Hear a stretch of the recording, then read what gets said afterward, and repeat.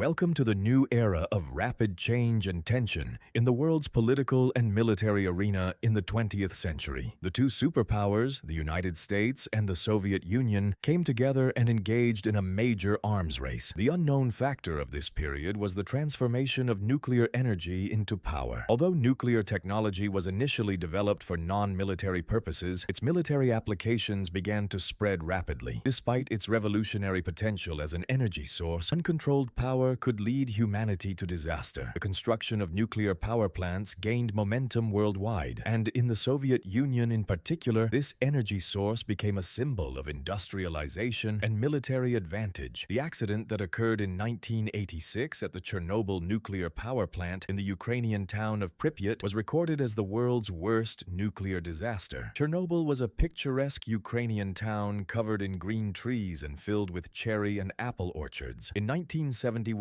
construction began on a massive nuclear power plant here, and in 1983, the 4 reactors went into operation. The town of Chernobyl began to be associated with a new city called Pripyat upon the construction of the power plant. Pripyat was a young atomic city located 18 kilometers northwest of Chernobyl. The women lived in the power plant, and the town was rapidly seen as a promising city until 1986. The beauty of Polisia was thought to be in remarkable harmony with the depletion of 4 nearby energy sources, not far from Chernobyl in the north and encased in concrete. On the night of April 1986, Yuri Badiv, who was responsible for the plant's control, was working at the Scala Information Complex that night. The scale was the brain of the power plant. Reactor operations were initiated, and equipment recovery and system status monitoring were performed from this point on through this system. However, they had difficulty continuing with what had been initiated in the initial phase. While the systems were still operational, water began to flow from the ceilings, and even with the flashlights used, progress was impossible as the lights completely failed. The situation worsened with the water leaks. By the time the extent of the explosion was understood, many devices and control panels were no longer functioning. Following an explosion, the detonation velocity rapidly reaches the site of the incident. In the early stages of the incident, a major hazard emerged due to the distribution of materials by personnel at the Chernobyl nuclear power plant. These highly flammable materials enable easy ignition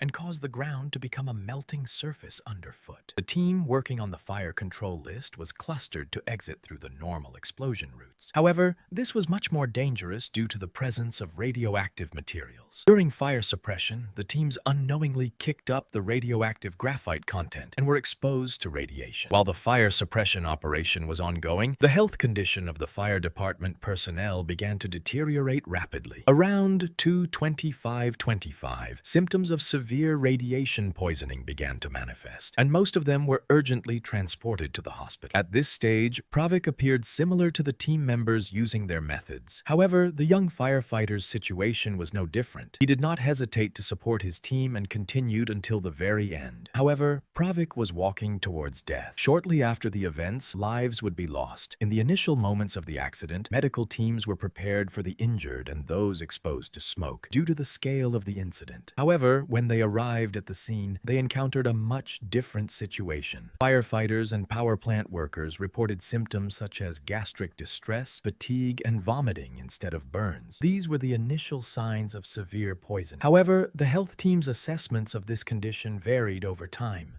After the radiation was detected, the lack of hospital services became apparent. Burn cases continued to struggle with the effects caused by what had been reported. Despite the socio-economic treatment procedure, healthcare personnel did not have adequate protective equipment. Since masks, special clothing, and other protective gear could not be provided, healthcare workers were forced to come into direct contact with the remaining products, resulting in exposure. However, there were also patients and their relatives who could not comprehend the actual data on personal radiation exposure. Some patients were thought to be experiencing discomfort solely due to smoking and were denied medical assistance. Prior to the largest nuclear disaster ever recorded, no information was provided. On the morning of the explosion, people in the city were going about their daily routines as if it were an ordinary day. However, as the scale of the unfolding disaster began to become clear, they were left unsure of what to do in the face of organized panic. The active measures were taken with helicopters. Meanwhile, many volunteers in the city mobilized to assist workers and people. Following the incident, the town administration first dispatched street cleaning vehicles to conduct a nuclear inspection. However, there were only 4 cleaning vehicles in the town, and they were insufficient. Water used in the initial cleaning efforts was later found to be highly contaminated. It could be carried out after a short meeting around 10 o'clock in the morning. Therefore, they chose to hold the demonstrations illegally in Chernobyl. The elderly are a group that either did not fully acknowledge or learn about the dangers posed by the disaster. It was impossible for them to part with the memories and homes they had accumulated over years. Despite Chernobyl turning into an abandoned ghost town, these people continued to stay there, even though their own homes were safe. However, they eventually left the area when basic services like water and food were cut off. In May 1986, the effects of the Chernobyl disaster began to be felt rapidly in Kiev. The city was washed daily with cleaning vehicles to remove radioactive dust. Wet cloths were placed at the entrances of the buildings and were constantly cleaned, becoming a part of daily life. Although the streets appeared lively, there was a significant decrease in adult population within the country. Families were trying to keep their children away from the secluded areas in the south and west. While the press emphasized that life was continuing as normal, there was deep concern among the public. Products like milk and vegetables in the city were banned due to radioactive hazards. The public also hesitated to buy these products. Even in their games, children were trying to adapt to these new circumstances by incorporating radiation themes. Following the disaster,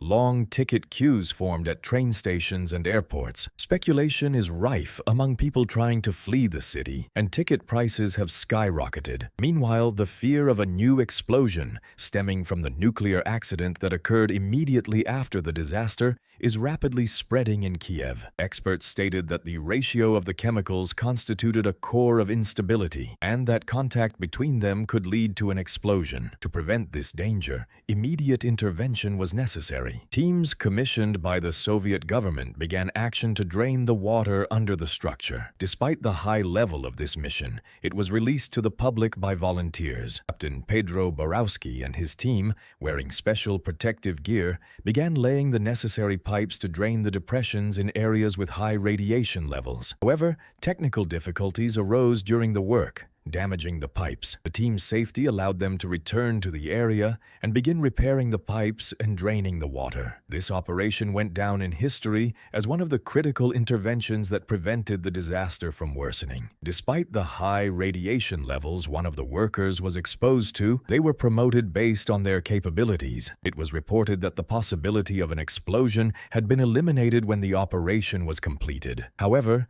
it was explained that it had occurred as a result of the Chernobyl disaster. Following the explosion, radioactive materials began to accelerate rapidly. The Soviet government initially attempted to conceal the situation. However, the radioactive clouds that spread across Europe rendered these supports useless. After the explosion on April 26, 1986, winds carried the radioactive material to northwestern countries such as Belarus, Lithuania, Finland, and Sweden. The effects of the radiation leak were felt throughout Europe. Following the United States disaster, a presidential committee was established immediately after detecting the sudden increase in radiation levels reported by users at the Forsmark nuclear power plant in Sweden, and the details were closely monitored. Ronald Reagan's politics accused the Soviet Union of maintaining global influence, and this was exploited for new Cold War propaganda. The Soviets initially characterized the West's reactions as anti-Soviet propaganda. However, international pressure forced the Soviets to relax their censorship over the press. The Gorbachev administration began pursuing a more open policy that acknowledged the seriousness of this issue. This process was seen as the beginning of political reform in the Soviet Union. Following the Chernobyl disaster, determining responsibility and bringing those responsible to trial became a major test for the Soviet Union, both legally and politically. Former plant director Viktor Bryukhanov, Chief Engineer Nikolai Fomin, and his assistant Anatoly Dyatlov, who were on duty at the plant during the accident, were identified as among the primary responsible parties. In particular, Dyatlov was held responsible for the events of the morning of April 26, 1986, at Reactor 4. He played a critical role during the test conducted on the reactor. In addition to these individuals, the reactor section head, shift supervisor, and officials responsible for nuclear safety also faced various charges. The trial took place in a special court near the Chernobyl area. Despite the high radiation risk, press access to the proceedings was limited, and the hearings were largely conducted in closed session. The defendants were accused of dereliction of duty and violation of safety regulations. However, during the legal proceedings,